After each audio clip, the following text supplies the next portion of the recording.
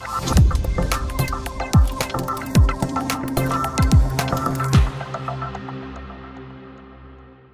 it's time for us to have a very serious talk. On the Max agenda this morning, we have a big brother of mine. Yes, a big brother of mine, but he's also for all Ghanaians. He is an author and a life coach. I used to call him Sir Larbi. Me there's in the back. Good morning, sir. Good morning. How are you? I'm well. It's awesome to have you in the studio this morning. Yeah, likewise. I know how busy you are, and so I salute that you've left everything to be here with us. And so our topic for today is the Ghanaian youth, achievements, challenges, and prospects or expectations. Okay. When we say that, what comes to mind? Yeah, I think I'll start from the basics in terms of the definition of the Ghanaian youth. According to the Ministry of Youth and Sports, they define the Ghanaian youth to be between 15 and then 35. Yes. Okay. So I think that is where we situate this conversation, right? I think that if I reflect on our current dispensation, I think this is the best time to be a youth in Ghana, right? Yeah. No, say that again. I say that if you look historically, this is the best time to be a youth in Ghana. Why do you say that? I think a couple of things, right? And it's been mainly driven by technology, which has kind of removed a lot of barriers, right? In terms of entry opportunity to be able to start something. I know that we have the biggest conundrum in Africa and extension in Ghana, which is, youth unemployment, right?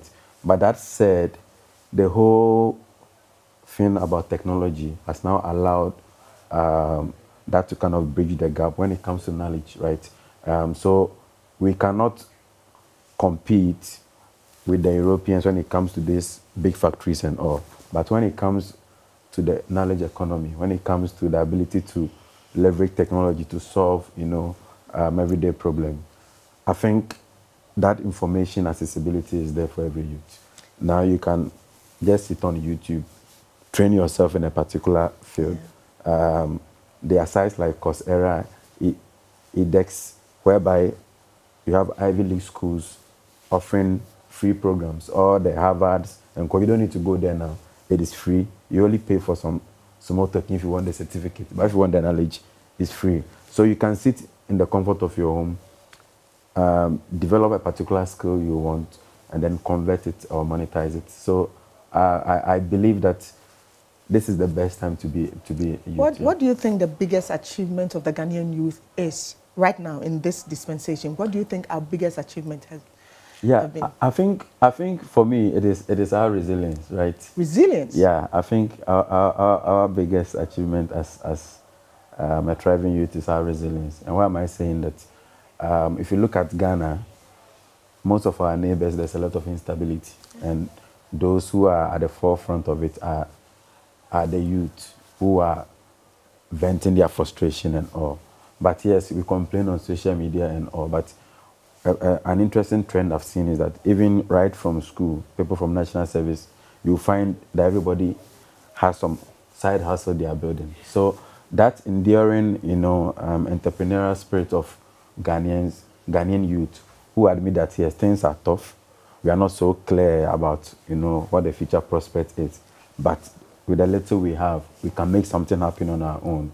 I think that kind of sets us up apart from our neighbors, and that allows us to continually dream and hope for the better, and for me that is that kind of quality that takes us from that path of distraction whereby we vent our frustration in very unproductive ways to now say, let me see what I can also do. You mentioned something. You vent your frustrations in very unproductive way. Can you delve into that a bit for us? Yeah. So you can rise up today to say, hey, I've completed school for like 3-5 years. I don't have work. You bring people together. You hit the streets, go and vandalize, people's properties to just, show your frustration. Or you can also look at the opportunities within tech and what can you learn and to be able to, contribute meaningful service, Thankfully, there is a lot of, investment I think as at last year, about $2 billion were inflows which came from, Europe and America to support startups. Okay, so there are a lot of, venture capitalists, there are a lot of funds out there looking for opportunities. And I see a lot of Ghanaians youth trying to, look for that opportunity to be able to tap, whether it is the issue of what innovation can I drive to help address the SDGs or help address, let's say, climate change. Every Ghanaian, when you speak to them, you can see that prospect is there. They know that now things like renewable energies is a big thing in the world. So if you are smart, you look for solutions around that, tap into those funds, and then build your business from there. So would you say tech is now the in thing? What is moving? Would you say is the all in all now? Would you say tech? Yeah. What are the opportunities available? Yeah, I would say that, tech is the biggest, on the scale. Yeah, so in terms of all the opportunities around, it is tech that allows us to bridge that gap. Okay. Initially, I stated that infrastructure-wise, Africa is so far behind. We can't compete, right, with the developed world. But when it comes to tech now becomes that enabler, whereby you can have your laptop at your home, sign on to a cloud service, and be able to, provide meaningful service to, companies, without you even going there physically. So for me, the skill set we have, if you have the enablement of tech, you are able to kind of bridge that gap and then go out there and to be able to, provide meaningful service. So what could have taken you, let's say, 10 years to build, because of tech, there are a lot of the services you don't need to have on your own. You can subscribe, and then the solution you are providing, it will be created through that to provide the solution. I am very glad that you say that we are very fortunate. If you look at the years that the youth of today, we are very fortunate to say, this time around, we are fortunate to say, easy na Now, the next stop is that there's technology. There's online classes, tutorials, free, so I'll bet me a dear crowd with Rusica Crabby Albania. Would be count, maybe I would have just certificates. Now I say, okay, say not it. You best young man in every a totem beer, no chira wadia wa bruche, but a dumani near bruche no aquaquaint. It is a ube, would it, sir, additional over pair jumawaha. That is where the trouble starts. Are the youth getting more into entrepreneurship, or then we are just acquiring the knowledge? Yeah, I think that, as I said earlier, we see that entrepreneurial spirit there. Now, what is entrepreneurship? It is solving a problem. The side hustle you were talking about. Now, and admittedly, if you look at the number of graduates we churn out every year versus the jobs that the government claim they are creating, there is a big, gap. So there is no way practically the government can close that gap, right? And that is why I feel, say, that entrepreneurial spirit which the average Ghanaian youth has is the right thing. Now, you made mention, say, what was your idea now? I think, say, I don't agree with that. No, right? what I was trying to say, let me rephrase it. What I guess I won't find it. Wouldn't you matter work engineering? Ebi another the availability of that anyhow.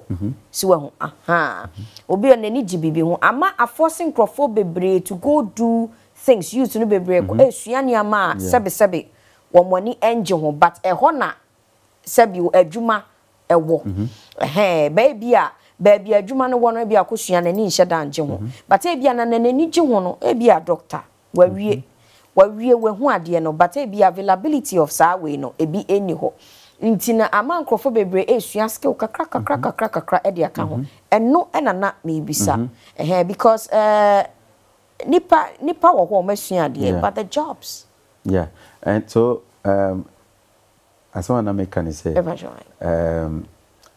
it is said that problems normally gravitate towards people with solutions. Yes. Okay, one thing we have a lot is problems. Yes.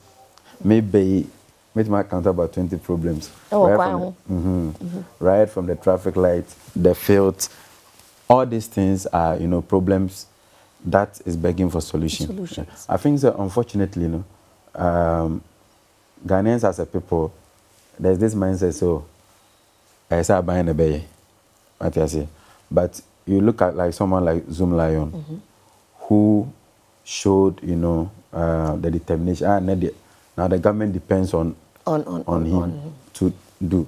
But there is still a lot of work around the sanitation space. Yes. Yes. So if I ask you to mention about 20 problems, yes. So I think that the advantage the youth have now, as I said, is that if you leverage technology and the available knowledge that you are acquiring, Solomon said there's nothing new under the sun. Yeah. You can find out how is India or Bangladesh or some of these countries who are progressing dealing with certain issues. You can copy and come and paste. Now, the challenge is that when you are starting, it is very difficult. Say you walk to a bank here in Ghana, they'll give you money. That's why I said, there are also a lot of venture capitalists who are accessible through technology. You can send your bid. If you are solving a meaningful problem, they are going to give you the seed fund. Now, when the thing takes shape, the same people who wouldn't have supported you, including the government, will now come on board. So I can say, as long as we are surrounded with a lot of problems, there is always a solution. Wow. Now, me like this, I was trained as an engineer, but at a point, I realized that my passion was somewhere else. So I found my way out of the engineering to pursue my passion. There's nothing wrong with it, right? But if your passion is in where you've studied, now in your opportunity here, there's nothing wrong to acquire the extra skill. And I think you need to move from the mindset, so it is a side hustle, if that's what you are really passionate about, to now investing the time, the energy, and the resources to blow it up to the point where you can also onboard others to come on board. I got my answer to that, because well said. Probably one say na make no. Oh, and one na misua ye minya adwuma ntemete ho. Meanwhile, obetimi a share bibi foforo aka ho. Ebi kra na wusua ka ho no ebeba beboa na wunim deda no. Very good. The lesson that I am taking, and then I hope so what you say and say e wo musi wakwa akosua probably wakosua different grooming, personal grooming, makeup and everything, beauty. The one who says a massage, a kahwa, a corner, what branch na wesua. And Nasa say, oh, Monsieur Rebaminia Jumasun said there's one side that a very available, not why ye my youth na ye.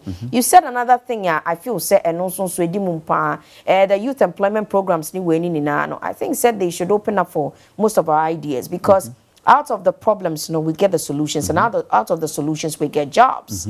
Ain't obia pursue about tight at na office, and only a problem. And only a problem. Okay. And only a problem. Obia pursue about tight na office, but enya no mu ena ebema bibia akoso, because at the end of the day, no crano, and solve so much of all the problems. Inti no obi wa wakosia engineering ya usia minimum namfo engineer omu ti office o. Muti office omu de no theory so no person ya fine and no person ya obe permit me, let me make a point. I think there's so much power the youth of Africa has. Which we don't acknowledge, and that is in the numbers. Across the continent, Africa is the most youthful continent. Other continents, they are aging. They are not producing as much as they are aging. But Africa, about 60% of the population is youth. They are youth, right? By 2050, 1/4 of the population of the world will be in Africa, and most of them will be the youth. And I think it makes sense for us to, rally around our strength. Because sometimes, as I said, when you're going to make demands individually, maybe the politician will not mind you. But when he knows that 60% of you have, brought your voice together and you are making demands, they'll pay attention to you. Because for them, it is all about numbers. So instead of you being used to go and, ransack and use that, power we have, which is the share numbers we have, in a very organized and structured way, to now, seek for good seek stuff, the demands, and you'll be surprised the attention that will be paid to you. You mentioned finance. Yes. If you listen to a lot of those who want to go into the venture capital thing, is their biggest problem. And you've mentioned other things. So let's now delve into the real challenge. Let's look at Ghana. You know, if you bring a Ghanaian youth who is doing their own thing or is even working in the government or the private sector, what are the major challenges we face here? Yeah. So I think if you ask the average, youth who is trying to do something, the first thing they will mention to you is finance, as you rightly said. But if you try to deconstruct it, say, okay, I also be up 100,000. What will you use the 100,000 for? The first instinct of copper office. I walk on glass sliding door. Or bought air conditioning. Out of the scanner, I didn't want. So you realize that size cannot, at least 60% of that money will go into things that they could do away with, because of technology. Yeah. You don't. Me personally, I've made it my life goal. Say me person me talk mpaboy bi na me say young guy be tombi on Instagram and I say Facebook. I want to order from him instead of going to the big boutique because I feel that you are helping. Nipa ni need them. Be in a single room now. All the person needs is to take a picture, and put it on Facebook. So you realize, say, you can say sky. Yes, money plays a part, but there are a lot of things you can take out. Say it is possible to start. I don't know, maybe say because no cranny say and only a problem. Scanning your buy and somewhere on your car and cope, or best sunny wardrobe to see and then pub. No, so see you soon. You are talking to a lot of Ghanaian youth. Yeah. When you get the money, what to avoid?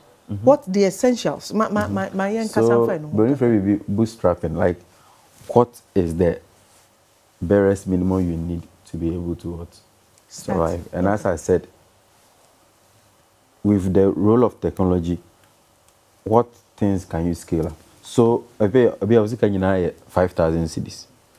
To me, you don't need an office. What I say. All you need. You don't need a whole container. The most important thing you need is for you the little to start. I remember was at the university, I started a computer business. When I started, I was just selling exercise books. Then I moved to in university. Yeah. Then I moved to pen drives. Then I was, doing a lot of tech reviews. So someone would, hey, I saw him computer more. And to me, person Tobia. So Tobia. What is cannibal made? So I was taking people's money to go and buy, but because I understood it, I was getting the best deals for them, and I was also making my profit to the point where I could now buy computers and sell. And if you are really passionate about something, don't be quick to shut down to say so me is kind of pen. But you can start something small. You can start with something. Yeah. I wanted to sell computers, but at the point I needed to start with, selling books to pen drives. To pen drives, right? And people now came to understand that I knew what I was about. Then the others started coming. So what I would say is that you should start.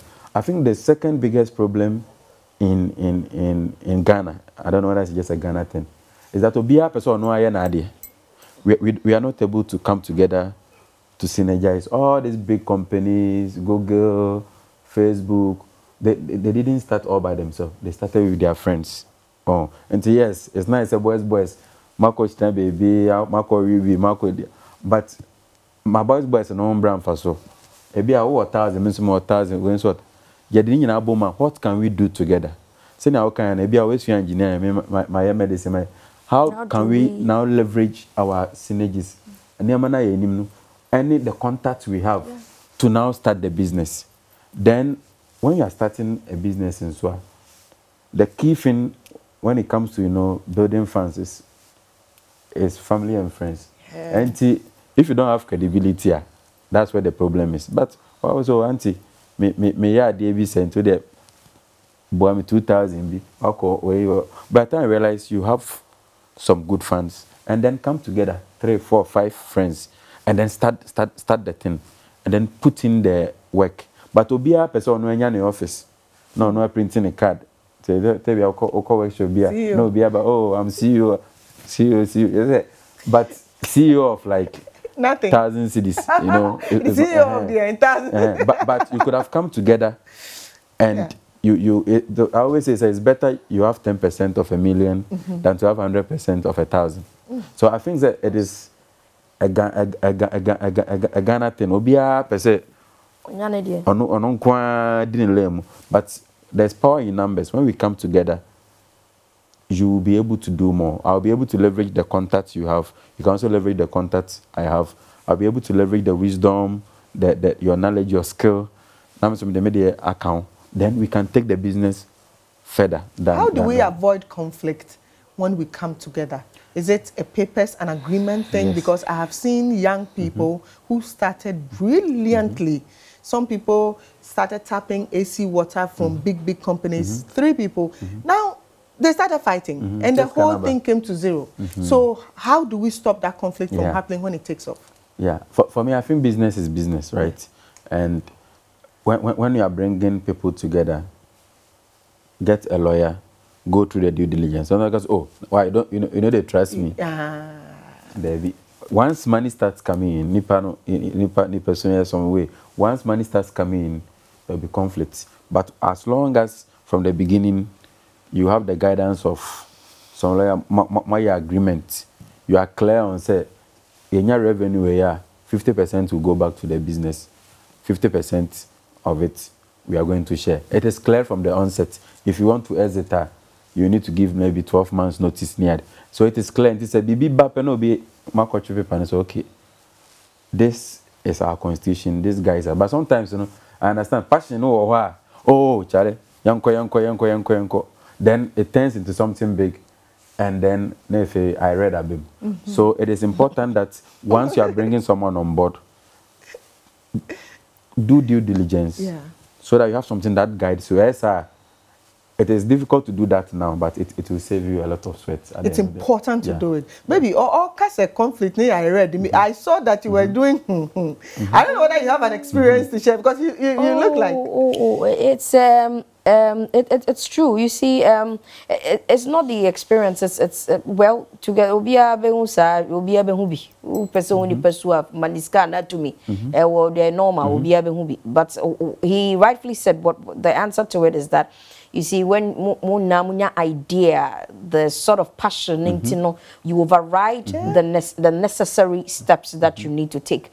And that is the most difficult part. And that is the part that is important. If only pano on ten no we free mo ohona. Te say a bedroom baby a jumano ana sa idea na mature na nim na sika abamuno na nipano. Afi no kasakasa ba ye ni pepe bia na agreement bia to me kwaka we bi wo baby mo bi ka kire me say oh but na say handshake kra e contract na me say no kre e contract ba handshake ye do me fa to paper so enti no handshake ye fa to paper oh handshake is a contract, it's an agreement though but you know eno ye ntimi fa ye nsa say entare paper no so. So let's do what, and when you do the paperwork, the clauses, the rules, the regulations, and all of that, policies and agreements, and all of that, it comes to play. Intina, I really do agree, and it's knowledge that should really be shared. All right. So we've talked about some of the challenges, financing, and sometimes everybody in their own little corner doing their own thing. Our time is fast spent. What in a nutshell can you tell a Ghanaian youth watching you at this time? Yeah, I think what I'll say is that we need a paradigm shift. And the reason I'm saying this is that we heard the whole economy of Africa is currently about 3.4 trillion. Now, by 2030, agribusiness alone is expected to be 1 trillion. So it's like about 25% of it. No matter what you do, we are there already. And time I old school, we are born here, so we all grew apathy towards, farming and agriculture in extension. And it is massive. And for me, I think that is the area where if the youth are properly organized, at the end of the year, able to make use to add value. Now, 60% of the population are farmers, but the problem is that so I'm mentioning that the biggest opportunity, which is in agribusiness, is there for the taking. Recently, I met a friend, so the government has started some initiative, some mobile together crowd, and they take the hassle of trying to go and find line for you to be able to, they will use it for you for your project. So I think there are opportunities there, just that they don't, I don't know why they don't, publicize it, but find out and see how you can tap into that opportunity and then leverage, technology. Come together. Leave a statement. Yes. Put something yes. in that Ghanaian youth. Yes. Put one word in yes. their head and let's go. Yes. Please come together, leverage your strengths, and do something beautiful. Don't just do boys or girls. Turn that thing into money. Money. Right. Wow. Thank you so much to you, Roland Larbi. He is an author and a youth coach. He's involved in so many other things, but we don't want to mention that here this morning. He is here in his capacity as somebody who's very passionate about the Ghanaian youth especially, and he extends it to the rest of the African continent. Thank you so much, sir. We really appreciate your coming this morning.